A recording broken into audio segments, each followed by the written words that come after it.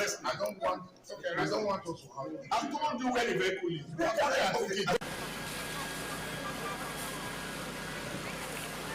The truck was actually coming from Ring Road. It missed a step. So as it was trying to gather itself, it fell.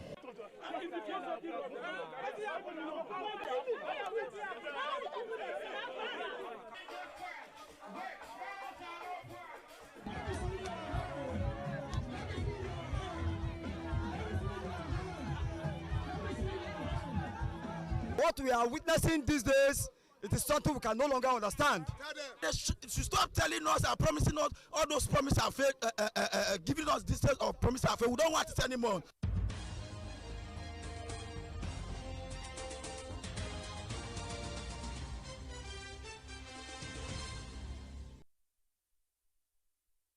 A very good evening and thank you for joining us on BeeTv Major News at 6, reaching you live from Benin City, the state capital. I am Evelyn Izibili, and now to the news in details.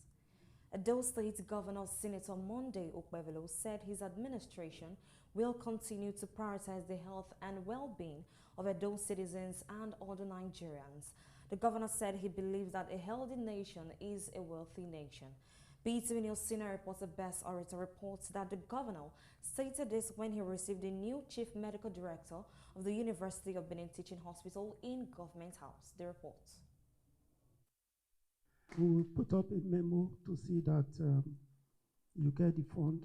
We'll present it before the ESCO. I know everybody at the ESCO will also buy into it because 1 week after resuming as the chief medical director of the University of Benin Teaching Hospital, UBTH, Professor Mrs. Idia Niboku Izeyamu has made history by attracting a 2.5 billion naira legacy project, the first of its kind in the 52 years history of the University of Benin Teaching Hospital. The landmark development was formally announced by the governor of Edo State, Senator Monday Okpebholo, during a courtesy visit paid on him by Professor Idia Izeyamu and members of the UBTH management team. Governor Okpebholo said the gains of a healthy nation cannot be overemphasized in any nation. He said a healthy nation experiences significant economic growth and enhanced productivity, and added that a better healthcare facilities improves the quality of life and strengthens the economy by enabling individuals to be more active, innovative, and resilient. Hence, the decision of his administration to support and strengthen healthcare service delivery in the state. The governor there approved a partnership with the University of Benin Teaching Hospital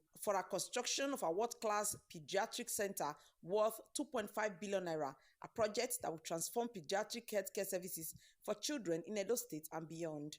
my interest is to see that Edo is developed and we have the best, and that is the reason I recommended her and I stood for her.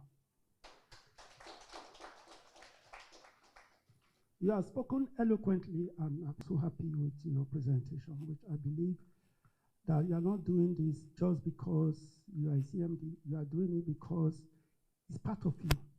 You have outlined so many things, and you have specifically asked for the building. You know, when we interacted initially, asked you how much would this cost. You made mention of about 2.5 billion. We will put up a memo to see that you get the fund. We'll present it before the ESCO. I know everybody at the ESCO will also buy into it because Governor Monday Okpebholo congratulated Professor Mrs. Idia Niboku Izeyamu on her historic appointment, assured her in advancing the health of Edo State government's continued support in advancing the health sector. We don't have any other state than this state, and the children are our children. So if it's me today, tomorrow it can be someone else. So we need to protect our people. We need to protect our children. So I want to be rest assured that UBTH is part of us, and it's Edo's property. Let me also use the opportunity to thank Mr. President for his renewed hope agenda for the country, and it's paying off. Once again, thank you for coming to Government House, and congratulations to all of you.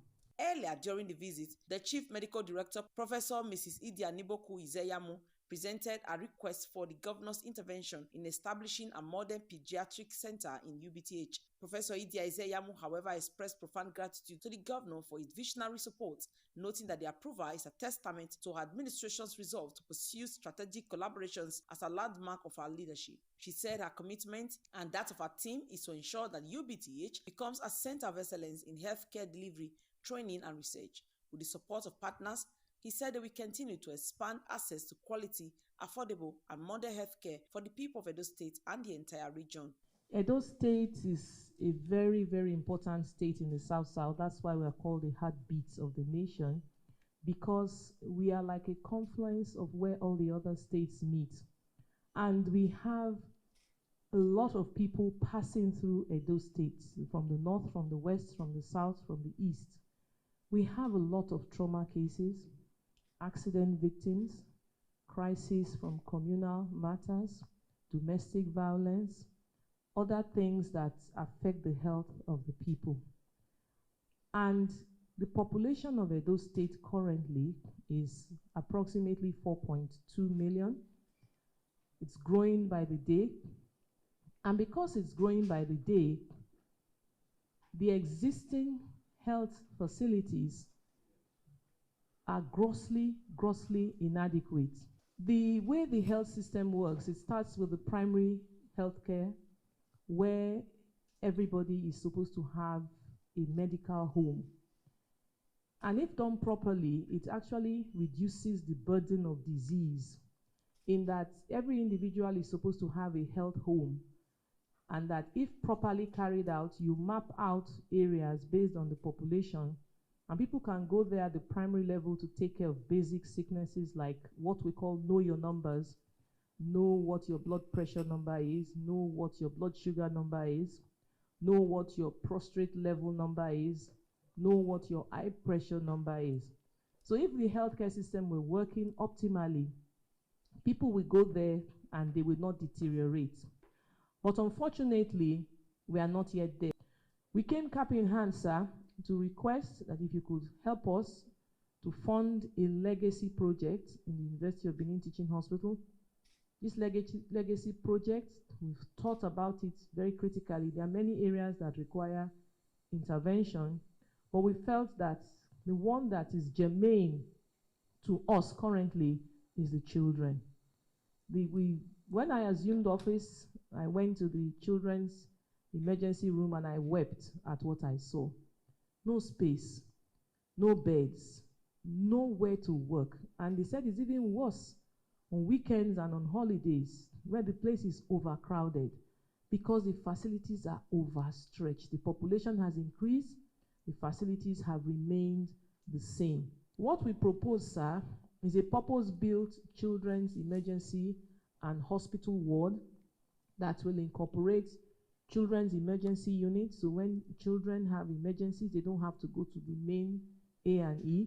They will go to their own A&E and they will get prompt care, quick care, and a faster basis to save lives. Professor Mrs. Idia Niboku Izeyamu was recently appointed as the Chief Medical Director of the University of Benin Teaching Hospital by President Bola Ahmed Tinubu for a renewable 4-year tenure. Best Orator, reporting for BeeTv News. The Otedo Youth Union has called on the Edo State Governor, Senator Monday Okpebholo, the Oba of Benin Kingdom, His Royal Majesty Ewaye II, and all relevant security agencies to urgently address the growing concerns over scavengers, also known as iron scrap vendors, who have been engaging in vandalism and destruction of public and private properties. They also expressed concern about the return on activities of community development agencies, CDAs. BeeTv News' Sarige Agwebo reports that the Otedo Youth Union made the call during a press briefing held in Benin City.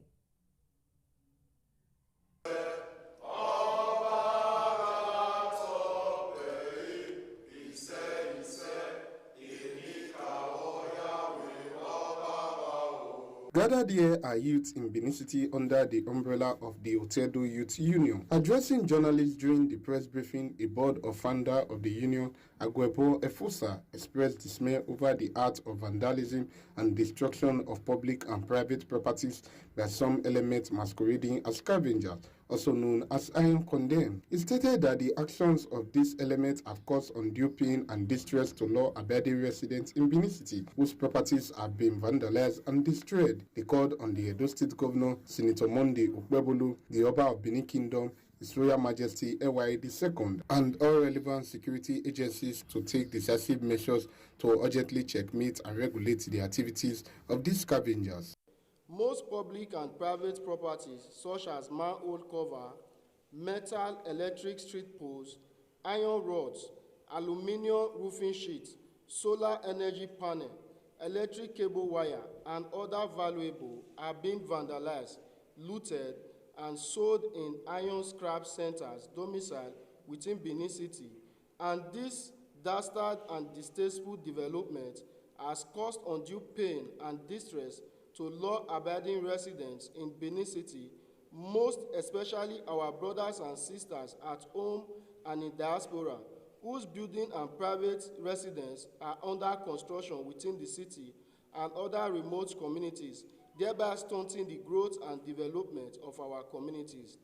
We are calling on His Excellency, the Executive Governor of Edo State, Senator Monday Ukpebolo, and all relevant authorities concerned to take immediate and decisive measures to checkmate and regulate the activities of these iron scrap vendors. The board founders of the Otedo Youth Union, Agwebo Efosa and Ega Ugbefu, also expressed concern over the return of community development agencies, CDAs, and their nefarious activities in communities, which they said do not reflect well on the state. They appealed to the Oba of Benin Kingdom and the governor to address these concerns, as they also demanded that the government should prioritize the inclusion of indigenous people in Edo State security network, noting that they believe this will help to address security challenges in the state. To draw the attention of our traditional monarch to the aspect of CDA, because a lot of our indigenes that are developing different, that are building houses in our different locality in the Benin environment, they are complaining about the CDA issue. So the traditional monarch, traditional institutions should look into it and address it as soon as possible. And this is our plan. One, the government should checkmate the activities of iron scrap vendors and burglars in Benin City. Two, address the issues of Community Development Association, CDA. Three, to prioritize the inclusion of our indigenous people in our local security outfit, Edo State Security Network. The Otedo Youth Union is a union committed to bringing Edo South together and advocating for unity and development in the state. Sarogie Agwebo reporting for BeeTv News. The Edo State Independent Electoral Commission, in line with Section 28(3) of the Electoral Act 2022 and the Edo State Local Government Electoral Law 2012, has informed the general public that the 2025 local government by-elections will be conducted across 9 local government councils, covering 49 wards and 1,485 polling units on Saturday, 20th September 2025. According to the statement signed by the chairman of the commission, all registered political parties are required to collect nomination forms on behalf of their candidates at the Edo State Independent Electoral Commission headquarters, located at plot 116 Okogba Airport Road, Benin City. According to the timetable, Thursday, 28 August 2025, publication of notice of by-election by EDSEC in accordance with Section 28(1) of the Electoral Act 2022 provides not later than 14 days before the election, Monday 3rd September to Thursday 4th September 2025, conduct of party primaries, including resolution of disputes arising from the primaries, and to enable political parties democratically nominate candidates for the election as required by Section 84 of the Electoral Act 2022-3. Friday, September 5th, 2025, Tuesday 9th collection and submission of nomination forms by political party. Thursday, 11th September 2025, publication of personal particulars of candidates of political parties at the local government offices and IDSEC headquarters by IDSEC. Friday, 12th September 2025. Thursday, 18th September 2025, commencement of campaign by political parties in public. Monday, 15th September 2025, last day for submission of names of polling agents for the election to the electoral officer EO of the local government area by the political parties. Tuesday, 16 September 2025, publication of notice of poll by IDSEC, while Saturday, 20th September 2025, day of election, section 103(2) of the election.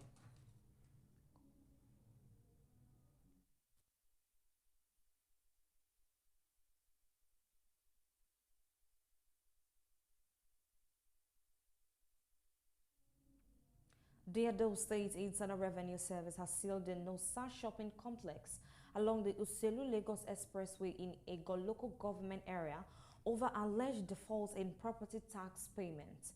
The enforcement action was carried out in line with legal provisions, empowering the agency to seal properties of tax defaulters pending full settlement of their liabilities.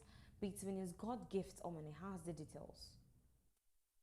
Officials of the Revenue Service carried out the enforcement action after the property owner allegedly failed to meet statutory obligations with alleged records showing the last payment was made in 2021.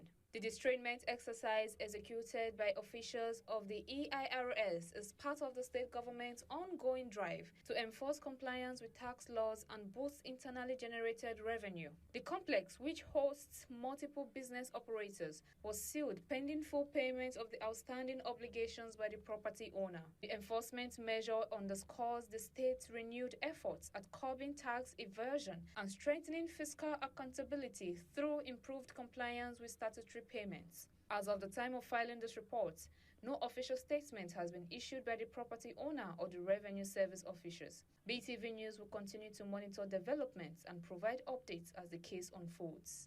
God's Gift Omone reporting for BeeTv News.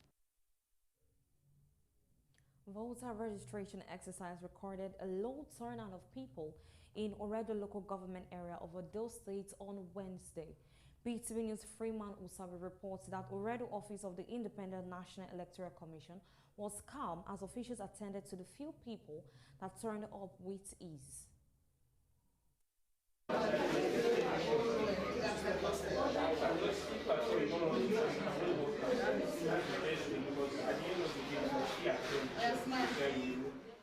Unlike the massive turnout of people at the Ego office of the Independent National Electoral Commission on Tuesday, the case is however different at the Oredo office of the Commission, as only few people showed up for the continuous voter registration exercise. This gave officials of the Electoral Commission the ease to attend to persons without panic. Some of the registrants, however, called for more awareness through publicity by the Electoral Commission on the need for those without the voter's card to register to enable them perform their civic responsibility in an election. We are thankful to God that this exercise has come up this time, and it's an opportunity for those that are just completed 18 years, those that have their card damaged, those that have their card misplaced. It's an opportunity for them to do their card, to have their card done in INEC office. I will thank God for it, and it has been moving smoothly. No rancor, no noise, no fighting. It has been moving smoothly. And I want to appeal to our youth, our parents, and our fathers to please turn out en masse. No delay, it's been going well. While the exercise continues, it is expected that more people will take advantage and get registered. Freeman Usawe reporting for BeeTv News. Former Kogi West Senator Dino Melawa is back in the spotlight, but this time it's not for politics, it's over tax-related issues.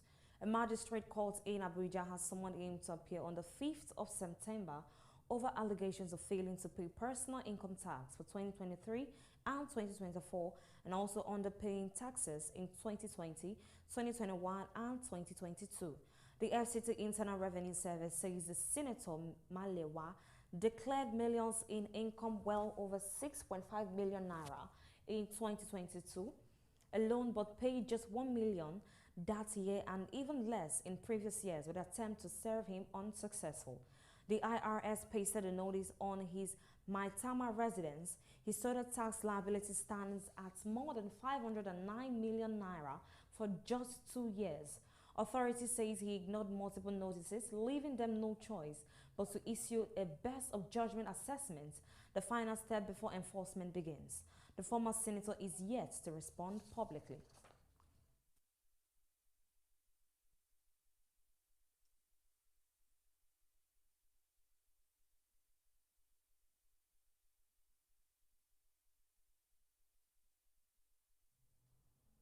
Drug abuse is now a critical subject of discourse in the society, owing to the number of youths that have been affected by it. Drug abuse is altering lives, driving crime, and worsening public health challenges. Beneath the vibrant street lies a silent crisis as many families grapple with the growing menace of substance abuse among young people. Let's join BeeTv News' Sarah Giangobo for details.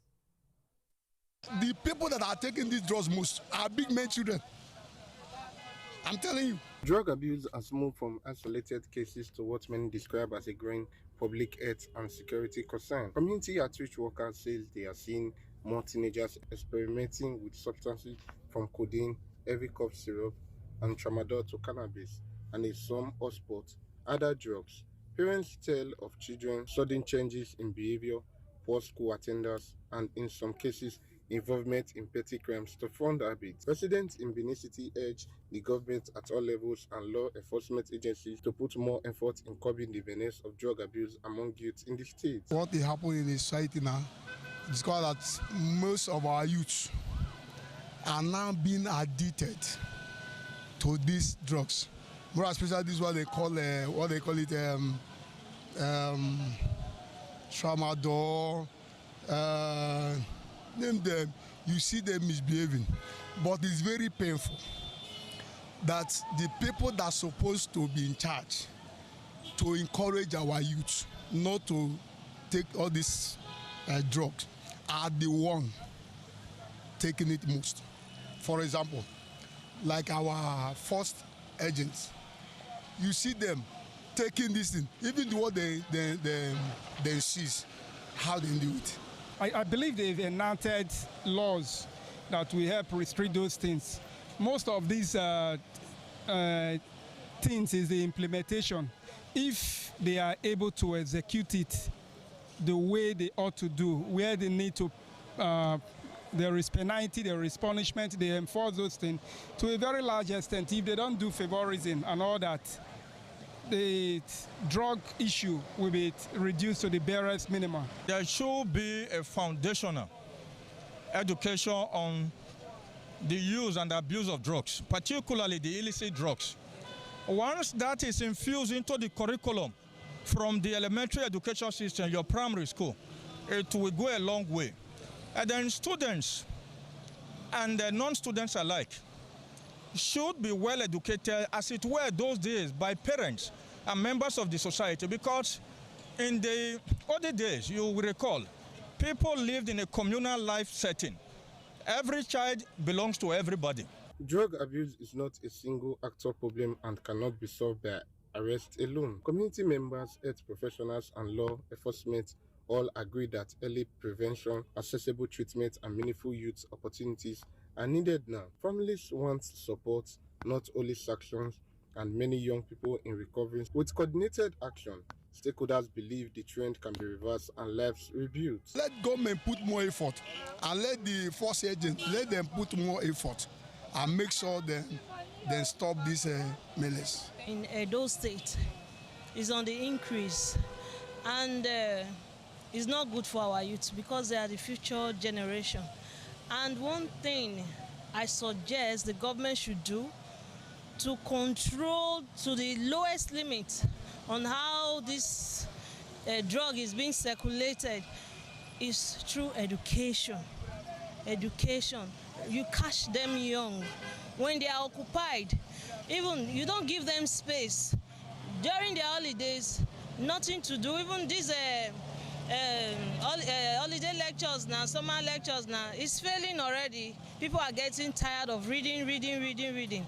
Take them to skills. Teach them how to do one or two things. Teach them there is future. When you do this thing, you can earn a living. They said laws should be enacted and the verb also ensure that law enforcement agencies should display good example for the youth, sensitizing the youth on the effects of drug abuse. Families here in Benin City are asking for help before more young lives are lost to addiction. The clock is ticking and residents say the time for a joined-up response is now. Osarogi Agwebo reporting for BeeTv News. Islamic schools in Benin City are begging for government urgent attention following its current state of negligence, which has deprived students from enjoying conducive learning environments. BeeTv News' Freeman Osabe reports that some Islamic schools lack the needed learning materials such as writing boards, chairs, and befitting classrooms.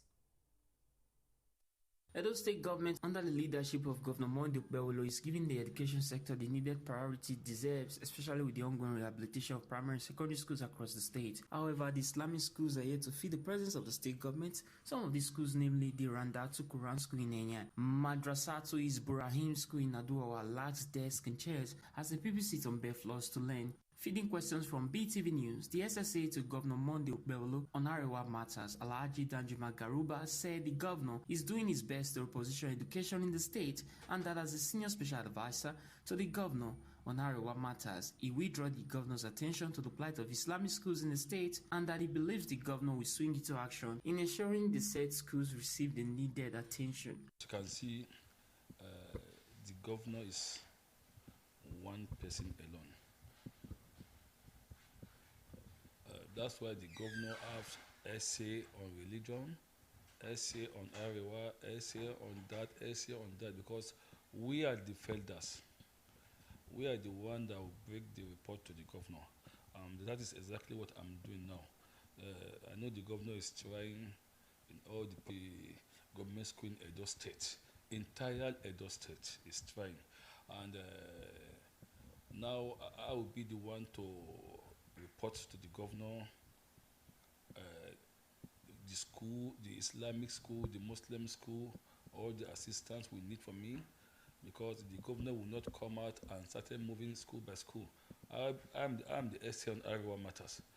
I'll be the one moving now. I have moved in East and North, East and South. Now I'm in Edo now, trying to know the problem of the schools. And if I'm true, I will take the report to the executive governor of Edo State. I know the governor, the way he picks up all the schools in Edo State, he will usually pick up all the Islamic school, the Muslim school, as we are saying. Pupils in Islamic schools are hopeful of Edo State government's intervention. Freeman Usawe reporting for BeeTv News. Financial Reporting Council of Nigeria has said that the country has affirmed its leadership role in sustainability reporting by shifting the focus beyond mere regulatory compliance to attracting capital inflows and boosting investor confidence. Speaking at the second regulatory roundtable on implementation of International Sustainability Standard Board Sustainability Reports Standard in Abuja, Executive Secretary and CEO of the Financial Reporting Council of Nigeria, Dr. Rabin Olowo, says the country's strategy is to move beyond box ticking and show how quality sustainability disclosures can strengthen investment decisions. In 2024, Nigeria became the first African nation to formally adopt the ISSB standards, underscoring its ambition to shape industry-specific metrics that are globally comparable and competitive. Seamless implementation. I personally look forward to the deeper discussions that we'll be having in the next 2 days. For sustainability reporting to succeed, it must be embraced as a shared responsibility. It's not just the responsibility of the Financial Reporting Council. Without every sector or sectoral regulator here, it's not going to happen. The big question is why? And I'm looking at CAC over here as well. Because you regulate the unlisted. NGX regulates the listed entities, which are the largest entities. But because of, and Professor Anuske, you know how important data is, especially on climate. Because of the value chain and the supply chain and scope 3, and because the bulk of our businesses are actually medium or small or even micro, what we have to do is we have to figure out ways of making it cost effective all the way down the value chain. One of the most fundamental challenges in sustainability reporting is the collection and verification of data. Nigerian Meteorological Agency, as the only organization in Nigeria responsible for monitoring and observing the atmospheric conditions, is committed and ready to collaborate with FRC and relevant organizations to strengthen access to climate data and enable effective sustainability reporting, ensuring that climate-related issues are integrated into strategic decision-making processes. Motorists have called on the sustenance and regular maintenance of toll gate operations on major routes across the country as part of efforts in keeping the state and national highways in check. The report by BeeTv News Freeman Osawe is presented by Esohe Osemingi. Toll gate facilities are typically road infrastructure which are visible at interstate borders, meant for the traffication of state and national highways in the country. Its main purpose is for the revenue generation, which will aid effective and efficient maintenance of federal highways. Motorists in Benin have called for the maintenance and sustenance of toll gate operations, which according to them will help to keep the interstate highways in check, just as they urged the government to monitor the mode of operations on the various toll gates across the country in order to avoid violations of motorists. Because most of the toll gates we have in Nigeria, like the one you have at within the Lekki houses, they do collect money. Small vehicles, they have their levy they pay, while the big like truck, trailers, they have their levy they pay also. Going and coming, they will ask you to pay. Well, maybe it all depends on the states. They are using it to generate funds for themselves. But I felt that there are other means for the state government, or rather the federal government, to generate revenue. You getting me? Because it looked like a burden to drivers. No good. Many they pay once. Nobody to stop the all the time to collect money because they get family for us. The toll gate is an important factor there. I think that they should improve on it. Not that they should ban that toll gate. They should improve on the work they are doing there. And most especially, you know, there's always hold up in that very place. They will find a solution that hold up will not be there any longer. Because people are saying, no, it's not to be banned at all. They should not ban it. So it is very important. It's a very a road network to Delta states and other states, not only Delta, Bayelsa and other states. So I feel, in my opinion, that toll gate should not be banned. Like Lagos, they have toll gates. In Benin here, this federal road, this from Shagamu to Benin, it's only this road, toll gates. Not this is one passenger reject destroy toll gate.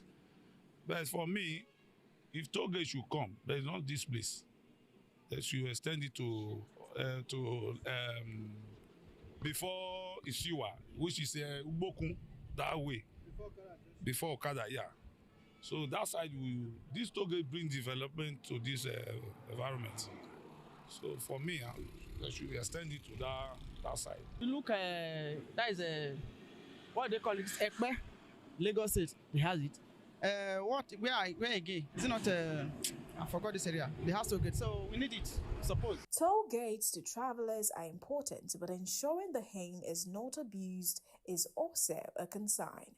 Esohe Osemingi, reporting for BeeTv News. We'll take a short break and we'll be right back shortly. Stay with us. My people of Edo State, development is not a miracle. It is the result of responsibility and action. You want good roads, quality hospitals, schools, jobs for our youth? Then you must understand this simple truth. Government cannot perform without your tax. Government will fix schools, build roads, light up communities. If the people pay their tax, that's how governance works. It is not about politics. It is about progress. When you pay your tax, you are not helping the government. You are helping yourself. You are helping your family and your future. Don't wait to be chased. Do the right thing. Be part of building the new Edo State. Pay your tax with pride. Let us build Edo together. This message is brought to you by Edo State Internal Revenue Service, EIRS, administering revenue for service and development. Welcome back from that short break. The National Agency for Food and Drug Administration and Control, NAFDAC, has issued a public alert warning Nigerians about the circulation of falsified batches of the emergency contraceptive Postino 2, urging consumers to remain vigilant. The alert follows a report from the Society for Family Health, the authorized distributor of the products in Nigeria, which confirmed that it did not import the counterfeit versions currently being found in the market. NAFDAC revealed that the fake products bear obvious spelling and labeling errors, marking or making them distinguishable from the original Postino 2, a widely used emergency contraceptive. The health regulator has launched a full investigation and is working with relevant stakeholders to trace the source of the falsified drugs and remove them from circulation. It has also advised pharmacies, hospitals, and the public to report any suspicious batches through official NAFDAC communication channels.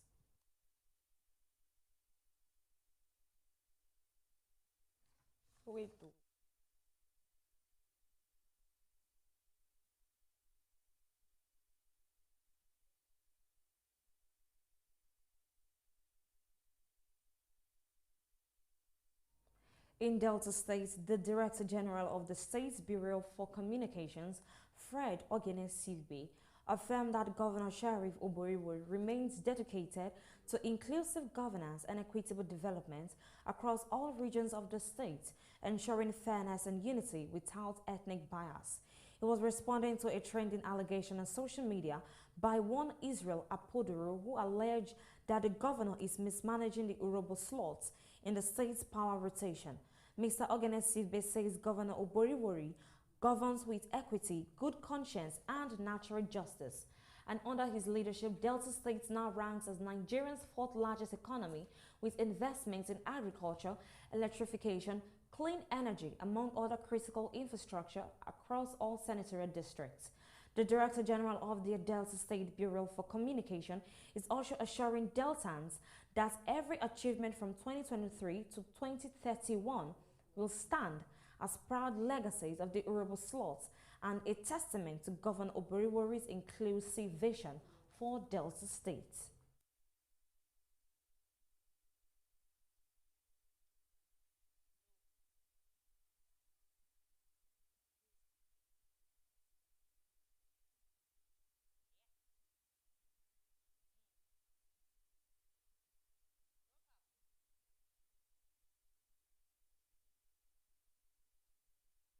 President Bola Tinubu has returned to Abuja after a state visit to Brazil, where discussions centered on strengthening bilateral relationships between the two countries. The presidential jet landed at the Nnamdi Azikiwe International Airport, Abuja, at 1:20 a.m. The president was welcomed by the Minister of the FCT, Nyesom Wike, alongside the chairman of the Nigerian Governance Forum, Abdulrazak Abdurraham, Governor of Imo State, Hope Uzodinma, Chief of Staff to the President, Minister of Budget and Economic Planning, Atiku Bagudu, and other top security officers. During the state visit, President Tinubu met with President Luiza da Silva and senior Brazilian officials. Those leaders witnessed the signing of 5 memorandum of understanding covering aviation, foreign affairs, science and technology, and agriculture, key sectors in Nigeria's development agenda.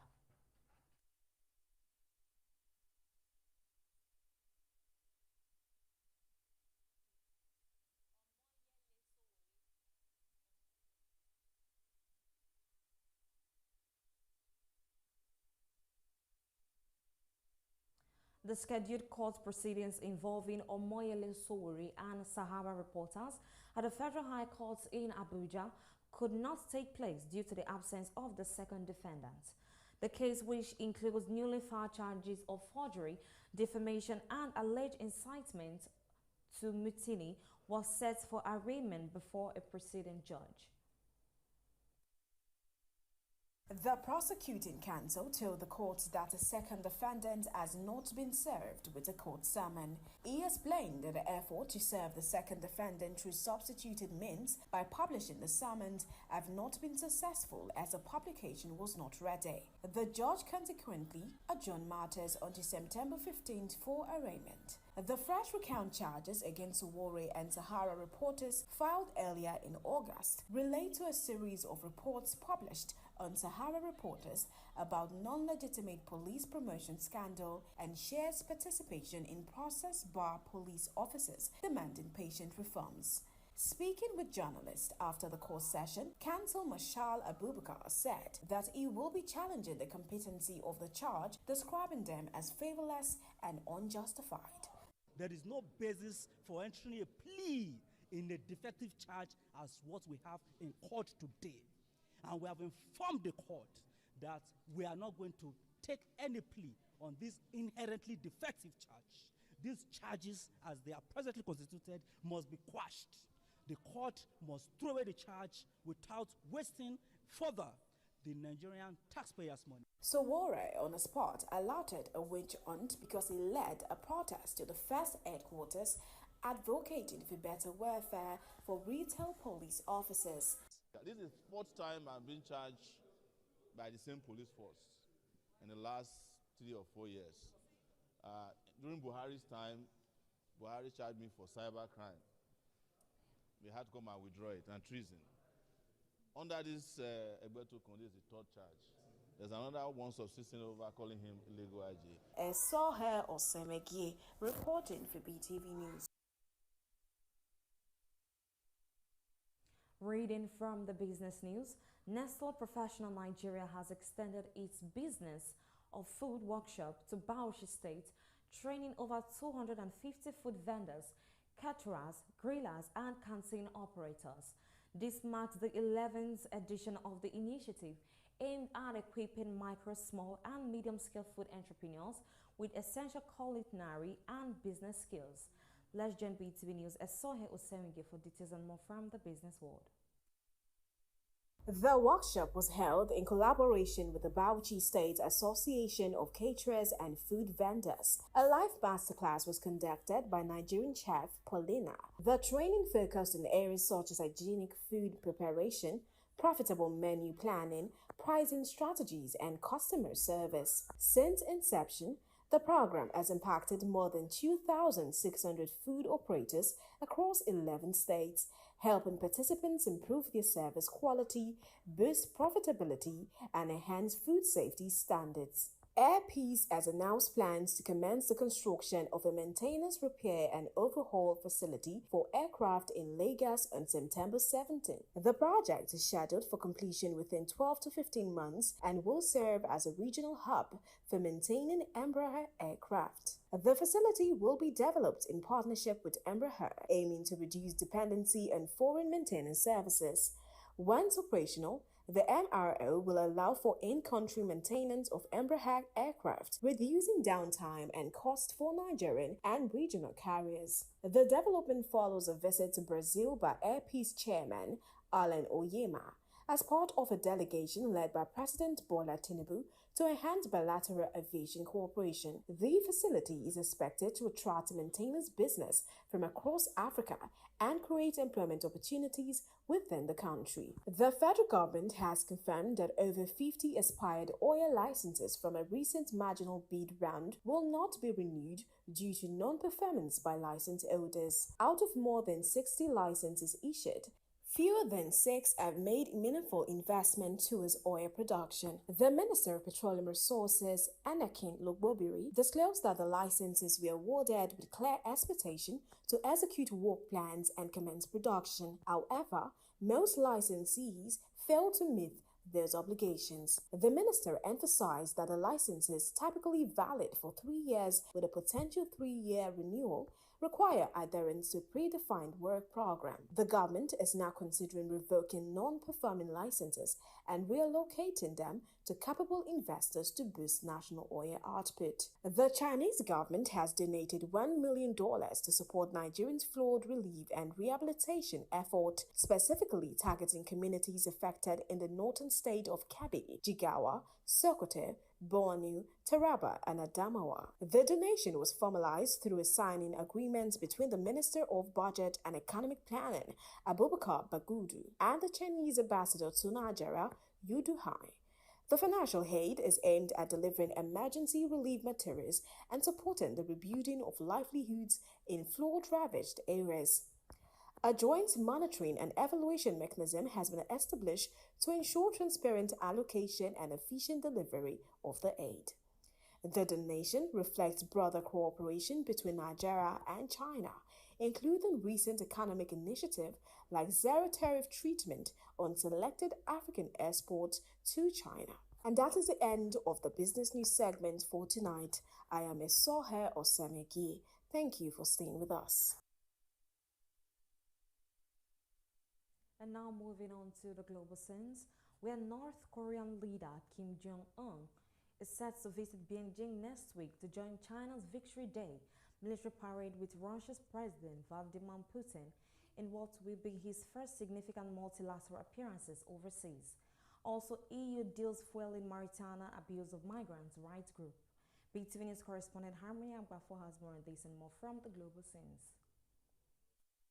North Korean leader Kim Jong-un will travel to Beijing next week to attend China's Victory Day military parade alongside Russian President Vladimir Putin, marking his first major multilateral appearance abroad. The event, commemorating Japan's surrender in World War II, will be a show of strength for President Xi Jinping, who aims to project China's influence amid global tensions over Ukraine. Kim's attendance highlights deepening ties with Beijing and Moscow, both of which face growing isolation from the West. While many Western leaders are expected to stay away, several Asian leaders and allies of Beijing will attend, giving Kim a rare chance to appear on the international stage while reinforcing his balance between China and Russia. Human Rights Watch has accused Mauritania's security forces of systematically abusing African migrants and asylum seekers, alleging rape,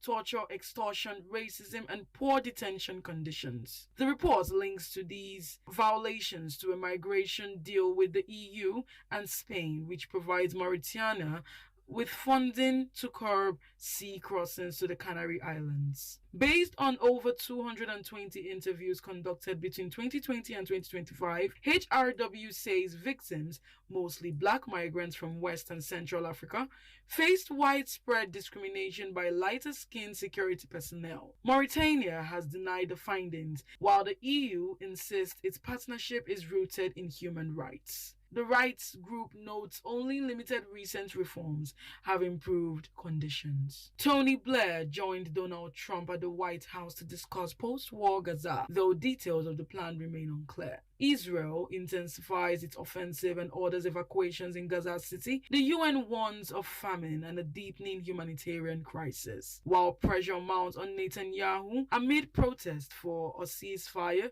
and hostage release. The war sparked by Hamas' October 2023 attack has left tens of thousands dead and most of Gaza's population displaced. Washington is positioning itself to shape what comes after the conflict, but uncertainty surrounds Israel's stance on a Palestinian state. Australia has expelled Iran's ambassador and 3 officials after accusing Tehran of directing anti-Semitic arson attacks on a Sydney cafe and a Melbourne synagogue. Prime Minister Anthony Albanese said the incidents aimed to sow division, while intelligence chief like Mike Burgess linked them to Iran's Revolutionary Guard Corps using criminal networks as proxies. Iran rejected the claims, but Foreign Minister Penny Wong confirmed it was the first ambassador expelled since World War II, with Australia suspending its Tehran embassy and warning citizens to leave Iran. The government also plans to list the IRGC as terrorist group, a move welcomed by Israel. And that is all from the global scenes. Harmony Agba for reporting for BeeTv News.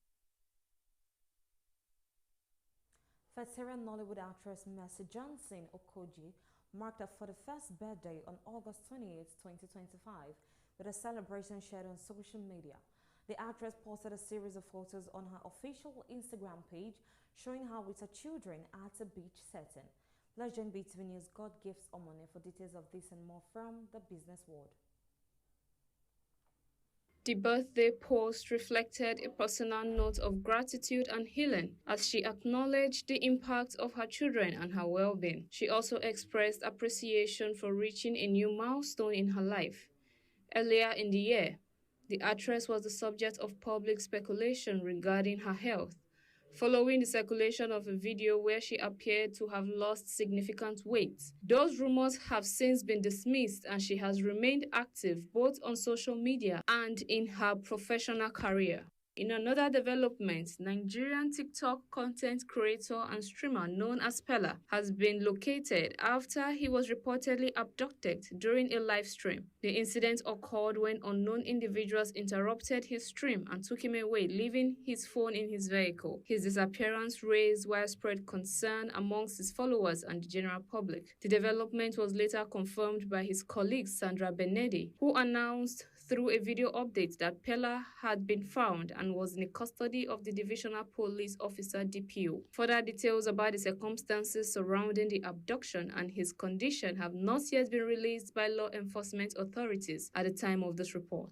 Nollywood actor and movie director Afiz Owo has publicly addressed the circumstances that led to his brief separation from his wife, actress Mide Martins, in 2016. The couple, who got married in 2003, experienced a widely publicized rift, which began with a private disagreement but quickly escalated following a social media post by Mide Martins. The actor revealed that the conflict began with a disagreement concerning the well-being of his children. He reportedly left the house temporarily but extended his stay due to misinterpretations that followed online commentary.